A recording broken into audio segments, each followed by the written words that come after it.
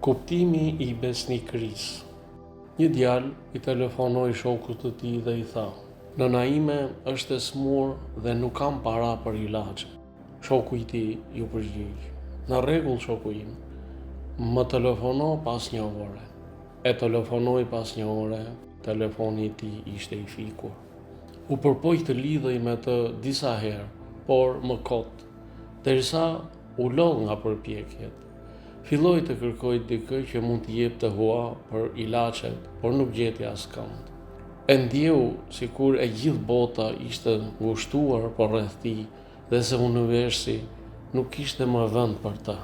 U trishtua shumë për nënën e tij të smurë dhe më shumë për zhgënjimin nga miku i tij. Nuk e dinte çfarë të bënte. U kthye në shtëpi duke tërhequr zhgënjimin e tij. Ai e gjeti nënën duke fjetur me shenja qetësie nga fytyrën e saj dhe pranë saj një qese me ilaç.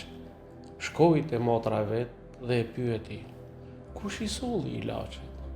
Ajo i tha: "Erdhi shoku yt, mori recetën dhe i solli ilaçet pak më parë." Ai qeshi me lot në sy dhe doli me nxitim për të kërkuar shokun, derisa e gjeti atë. Pastaj i tha: "Të kam telefonuar disa herë dhe telefoni yt ishte i fikur." Shoku i vet ju përgjigj: "Po, e vërtet ka qenë i fikur, sepse unë e shita telefonin dhe bleva ilaçet për nënën tonë."